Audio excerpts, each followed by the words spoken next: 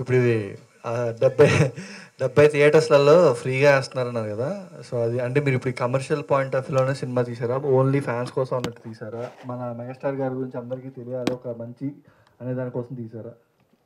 Title వేరే అభిమాని, ఒక అభిమానిగానే అభిమాని చూపించాలని, వాళ్ళని మళ్ళీ కమర్షియల్గా మనం ఉపయోగించుకోకూడదనే ఉద్దేశంతో ఈ సినిమా 70 థియేటర్లో ఉచితంగా పెట్టడం జరిగింది.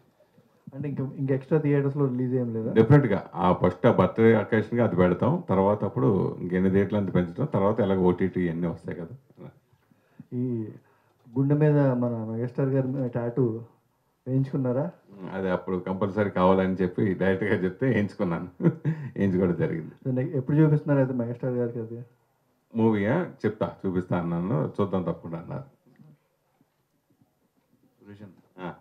సో సినిమా అయితే చాలా బాగా అనిపించింది. లైక్ మెగా ఫ్యాన్స్ అందరికి కూడా చాలా బాగా కనెక్ట్ అవుతారు. బికాజ్ ఆయన గురించి చాలామంది మాట్లాడుతూ ఉంటారు. లైక్ ఇట్లా ఉంటారు చిరంజీవి గారి గురించి అని, ఆయన గొప్పతనం, ఆయన చేసిన వర్క్స్ కావచ్చు, సేవా కార్యక్రమాలు, ఇవన్నీ వింటూ పెరిగిన వాళ్ళు అన్నాం మేము. లైక్ సినిమా దీని గురించి పక్కన పెడితే, లైక్ మీరు ఒక అభిమానిగా మీకు జర్నీ స్టార్ట్ అయింది, మీరు ఒక రిపోర్టర్గా వచ్చారు ఇక్కడికి. సో ఫస్ట్ టైం మీ మెగా మూమెంట్ ఏంటి ఆయన కలిసినప్పుడు కానీ, లేకపోతే ఆయన మిమ్మల్ని ఎంకరేజ్ చేసిన సందర్భం ఏమైనా గుర్తుందా? అదంటే షేర్ చేసుకోండి. అత్తకి మూడు అమ్మాయికి మూడు సినిమా ఎర్లీ మార్నింగ్ ఫస్ట్ 6 గంటల షో చూసా పాలకొల్లు విజయ చిత్ర థియేటర్లో. ఆ సినిమా విపరీతంగా ఎంతో నచ్చేసింది అప్పుడు. తర్వాత నెక్స్ట్ 9 o'clock షో వదిలేసి మళ్ళీ 12 o'clock కూడా షో చూసేసి పాలకొల్లు నుంచి మాకు 3 కిలోమీటర్ దూరం మాది విలేజ్. అక్కడ వెళ్ళిన తర్వాత నైట్ మా ఫ్రెండ్స్ ఇంకా అందరు ఫ్యాన్స్ అందరూ వాళ్ళేమో మార్నింగ్ వాళ్ళకి ఏదో షాప్ ఇవి ఉండడం వల్ల మార్నింగ్ రాలేదు, నైట్ సెకండ్ షోకి వెళ్దాం అన్నారు.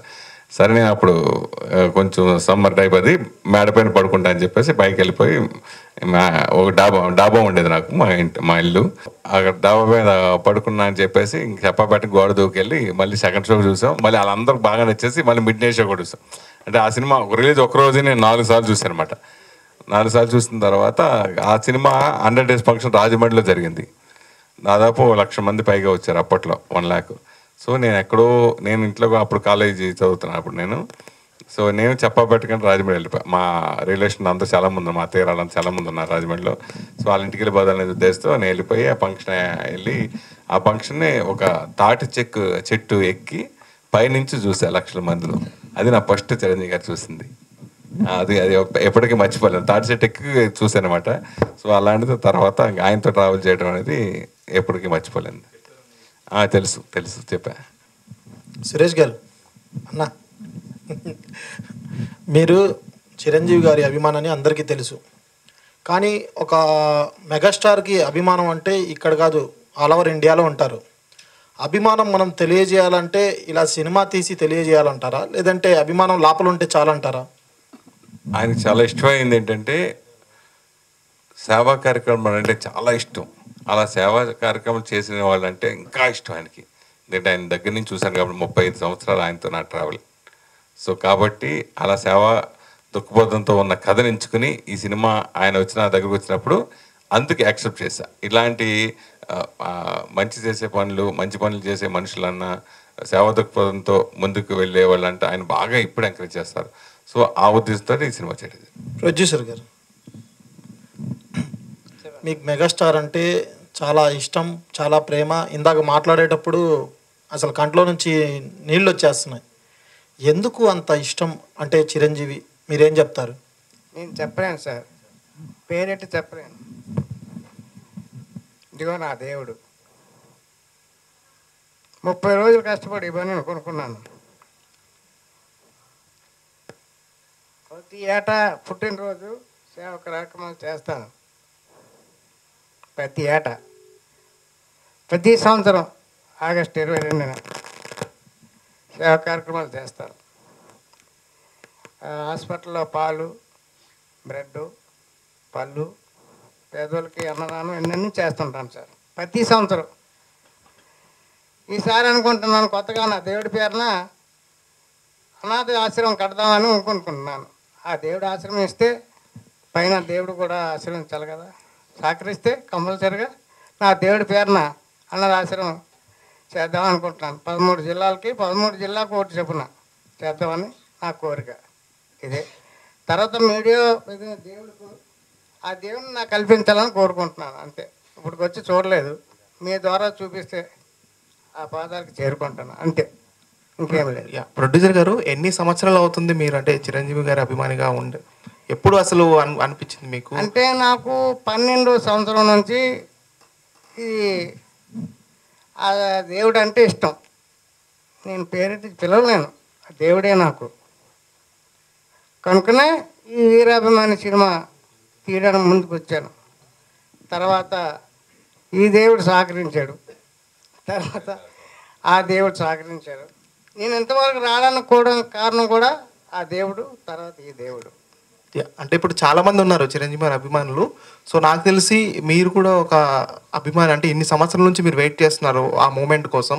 సో నేను ఆశిస్తున్నాను త్వరలో రావాలి ఈ సినిమా కూడా. చిరంజీవి గారు చూసిన తర్వాత ఇప్పుడు ఈ వీడియో కూడా మీ మాటల్లో చిరంజీవి గారు విని ఒక్కసారి అంటే ఒక్కసారి ఛాన్స్ వస్తుంది అనేది కోరుకుంటున్నాను నేను. ఒక్కసారి ఆయన పాదాల దగ్గర చేస్తే చాలు, నాకు అంతకన్నా ఏం అక్కర్లేదు. సురేష్ గారు, ఈ సినిమా మీకు అంటే స్టోరీ చెప్పినప్పుడు, ఈ లైన్ చెప్పినప్పుడు, అంటే మీరు ఇందాక చెప్పారు, సో అప్పుడు వద్దులే అనుకున్న తర్వాత చేశారు కదా.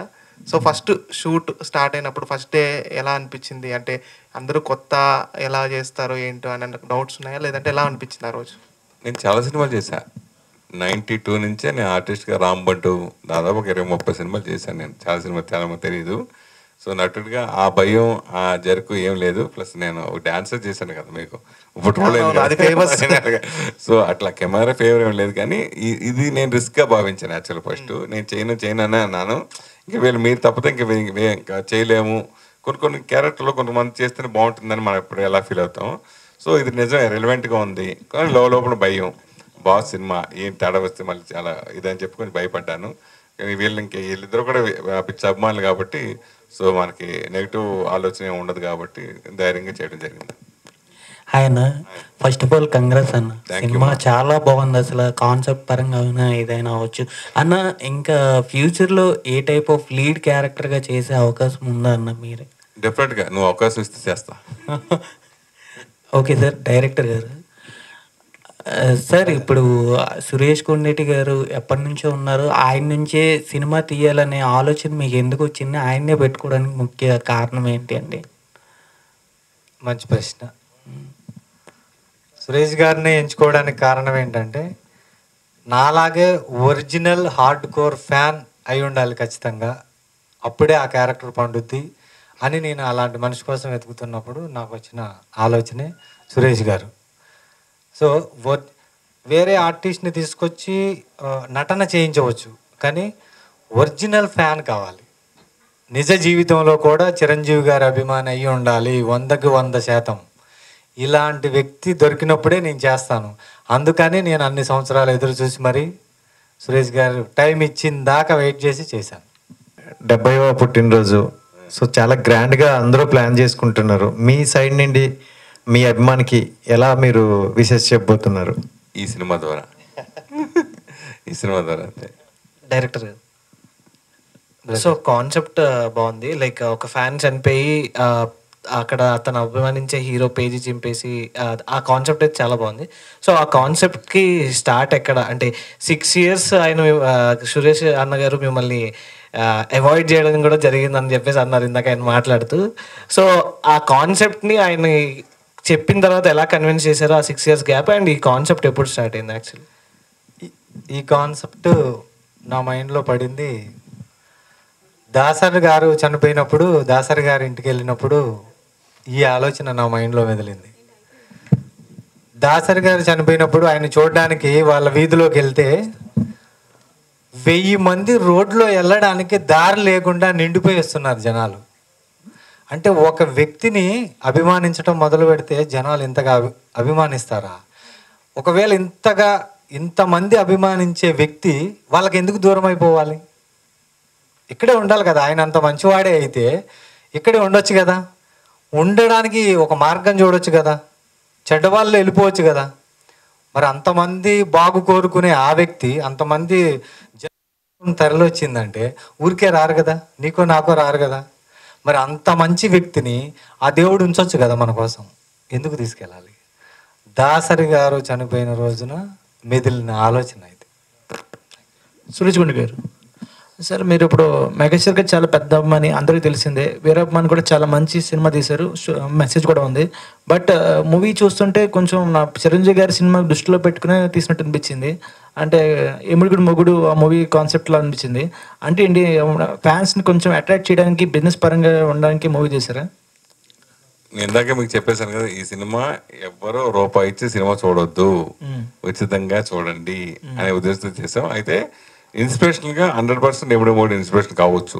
ఇప్పుడు ప్రతి సినిమాకి ఇప్పుడు పూర్వం వచ్చిన సినిమాలన్నీ ఒక ఇన్స్పిరేషన్. ఇప్పుడు ఏ సినిమా ఉన్నా కొత్త కథలు ఎక్కడ ఉంటాయి, కొత్త కథలు ఏమి రావు కదా, దాన్ని ఇన్స్పిరేషన్ చేసి చేయొచ్చు కాబట్టి అలాగే చేసి ఉండొచ్చు. కానీ ఇది కొత్తగా ఉందని ప్రతి ఒక్కరు ఫీల్ అవుతారు. కొత్త స్క్రీన్ ప్లే కానీ మనం చెప్పే నేరేషన్ కానీ హైలైట్గా నిలుస్తుంది. అయితే మనం కమర్షియల్గా నాకు వాళ్ళు డబ్బు చేసుకునే ఉద్దేశం అయితే ఈ సినిమా చేయాలని ముందే చెప్పాను, అదే వస్తాను. హాయ్ సార్, సురేష్ కొండేటి గారికి నా క్వశ్చన్. ఇప్పుడు మీరు కాంట్రవర్సీ క్వశ్చన్స్ హీరోస్కి వేస్తుంటారు. అయితే మీరు చాలా సంవత్సరాల తర్వాత కెమెరా ముందుకు వెళ్ళారు కదా, ఈ సినిమాలో హీరోయిన్ లేదని ఏమైనా బాధపడ్డారా? నెక్స్ట్ సినిమాకి చేస్తారేమో రాము గారు. మర్చిపోయి చెప్పారు ఆల్రెడీ, ఒక కథ చెప్పారు. మర్చిపోయి ఒక కథ చెప్పారు, కరెక్టే. అవునండి, ఫ్యామిలీ స్టోరీ చెప్పారు, ఒక పెద్ద హీరోయిన్ కూడా చెప్పారు. అది చేయొచ్చు త్వరలో. మీరు చాలా హ్యాపీ అయితే హీరోయిన్ రావడంతో. అలాగే రాంబాబు గారికి సార్, ఈ సినిమాని నేను చూశాను, చాలా నచ్చింది. ఒక అభిమానిగా చిరంజీవి గారిని ఎంత స్ఫూర్తిగా తీసుకోవచ్చో బాగా చెప్పారు. అయితే చిరంజీవి గారు మీ లైఫ్లో ఏ టైంలో ఎక్కువ స్ఫూర్తి అనిపించారు మీకు? నాకు చిరంజీవి గారు, ఠాగూర్, ఇంద్ర, ఠాగూర్ టైం నుంచి, అంటే యూత్కి ఎప్పుడైనా అంటే సొసైటీకి ఒక మంచి మెసేజ్ ఇవ్వాలి అంటే ఏ కథ పడితే ఆ కథ సెలెక్ట్ చేసుకోకుండా చిరంజీవి గారు ఒక సినిమా, ఒక కమర్షియల్ సినిమా తర్వాత ఒక మెసేజ్ ఓరియంటెడ్ సినిమా, దీంట్లో ఏదో ఒక మెసేజ్ పబ్లిక్ ఉపయోగపడేది చొప్పించాలి. ఆ టైం నుంచి నాకు మెగాస్టార్ గారి మీద విపరీతమైన అభిమానం పెరిగిపోయింది. ఠాగూర్ అంటే గుర్తొచ్చింది నాకు. డిస్ట్రిబ్యూషన్ నేను చాలా సినిమాలు చేశాను, 80 సినిమాలు చేశాను, అందరికీ తెలిసిందే. సో నాకు లాస్ట్ గోల్ చిరంజీవి గారి సినిమా డిస్ట్రిబ్యూషన్ చేయాలనేది. నేను వెస్ట్ గోదావరి వరుసగా చాలా సినిమాలు చేసినప్పుడు సరదాగా సారథి స్టూడియోలో షూటింగ్ జరుగుతుంది ఠాగూర్ సినిమా. ఏమైనా నువ్వు పెద్ద పెద్ద హిట్, అప్పటికి స్టూడియో నెంబర్ 1, ఈడియట్, అల్లరి రాముడు, సంతోషం, వరుసగా చాలా హిట్స్ కొట్టా అప్పుడు ఆ సంవత్సరం. అయితే నా సినిమా నువ్వు చేయవా అని ఆయన అడిగారు, చిరంజీవి గారు అడిగితే, అయ్యో నా చివరి కోరిక సార్ అది, లేదు ఈ సినిమా బాగా వస్తుంది, ఈ సినిమా నువ్వు తీసుకో అంటే, అప్పటికే ఆ సినిమా వేరే వాళ్ళకి ప్రొడ్యూసర్ వేరే మాట ఇచ్చినట్టున్నారు. సో నాకేమో లోపల పోయి నాకు తెలుసు, కానీ నేను చెప్పలేక సార్ మీ ఇష్టం సార్ కట్ చేస్తే ఒక తర్వాత షూటింగ్ దగ్గర నుంచి రెగ్యులర్ షూటింగ్ కలుస్తూ ఉంటాం కదా, ఆ ఇంటికి వెళ్ళేటప్పటికి నాకు కాల్ వచ్చింది, లేదు ఈ సినిమా బాగా చెప్పారు, ఈ సినిమా వెస్ట్ కూడా మీరు చేస్తున్నారు అన్న. అవునా అంటే బయట అప్పుడు కమిట్ అయిన అమౌంట్ కూడా నాకు తెలుసు, దానికంటే దాంట్లో తగ్గించి మరి నాకు ఆ సినిమా అవకాశం ఇచ్చారు. సో అలా నేను మెగా డిస్ట్రిబ్యూటర్ అయింది ఠాగూర్ సినిమాతోటి. దాని తర్వాత నా అంతటి నేను మళ్ళీ చేసింది శంకర్దాద ఎంబీబీఎస్. ఆ 2 సినిమాలు నేను చిరంజీవి గారి సినిమా డిస్ట్రిబ్యూషన్ చేయడం జరిగింది. సో అది ఐఎమ్ వెరీ వెరీ హ్యాపీ. ఆ 2 సినిమాలకి అసలు ఆ 2 బ్లాక్ బస్టర్ హిట్ అన్నమాట. నాకు అంతకుముందు సినిమాలన్నీ చేస్తే ఒక ఎత్తు అయితే, ఈ 2 సినిమాలు ఒక ఎత్తు నాకు అప్పుడు.